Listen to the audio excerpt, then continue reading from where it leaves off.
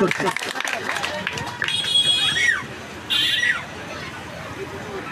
আজকের ২ নং ওয়ার্ডের জাতীয় স্বেচ্ছাসেবক পার্টি কর্তৃক আয়োজিত কমিটি গঠন অনুষ্ঠানের ছোট ভাই সভাপতি উপস্থিত, আজকের অনুষ্ঠানের সম্মানিত প্রধান অতিথি জনাব জাহাঙ্গীর ভাই, জেলা অর্থ কমিটি কালাম ভাই সহ জাতীয় স্বেচ্ছাসেবক পার্টির জেলা নেতৃবৃন্দ, পৌরসভার নেতৃবৃন্দ এবং এই ২ নম্বর ওয়ার্ডের সম্মানিত আমার মুরব্বিয়ানেরা, সাথী বন্ধুরা এবং নেতা কর্মী ভাইরা, আসসালামু আলাইকুম রহমতুল্লাহি ওয়া বারাকাতুহু।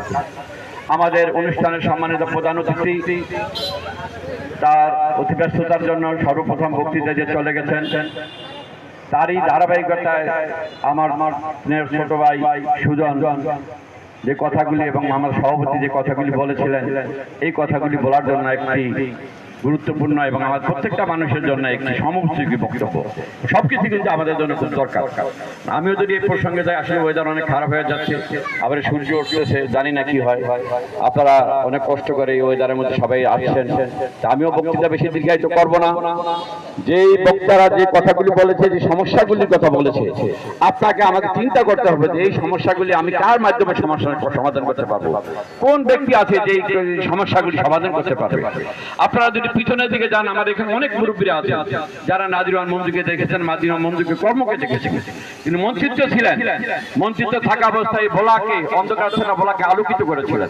পানি শূন্য ভোলাকে কল দিয়ে প্রত্যেকটা মানুষের প্রান্তে ডিপ টিউবওয়েলে পানি দিয়ে পরিচ্ছন্ন পানির ব্যবস্থা করেছিলেন। আজকে উনি নাই, আমরা কিন্তু অনেক কিছু থেকে বঞ্চিত।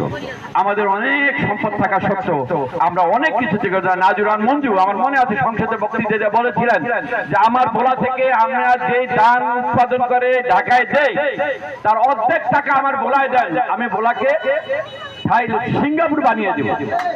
উৎপাদিত ধানের অর্ধেক টাকা চেয়েছিলেন উনি, সংসদে দাঁড়িয়ে বলেছিলেন যে আমার অর্ধেক টাকা দেন।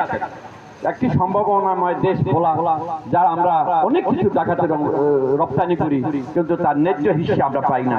অনেক কিছু আছে কিন্তু আমরা ব্যবহার করতে পারি না। আজকে বিদ্যুতের সংকট, গ্যাসের সংকট, কোনো ঘরে ঘরে গ্যাস নাই, অনেকের লাইন টানা আছে, ডিমান্ড নন্ডের টাকা দেওয়া আছে, কিন্তু গ্যাসের লাইন নাই। সুতরাং এইগুলি আপনাকে আমাকে চিন্তা করতে হবে যে কাকে আগামী নির্বাচনে জয়যুক্ত করলে কে আমাদের এই অধিকারগুলি ছিনিয়ে আনতে পারবে। যদি আপনারা একটু চিন্তা করেন, আর যারা ফেসবুক চালান, যারা টেলিভিশন দেখেন, তারা প্রতিনিয়ত কিন্তু ৫-৬ একটা প্রোগ্রাম সবাই আপনারা দেখেন।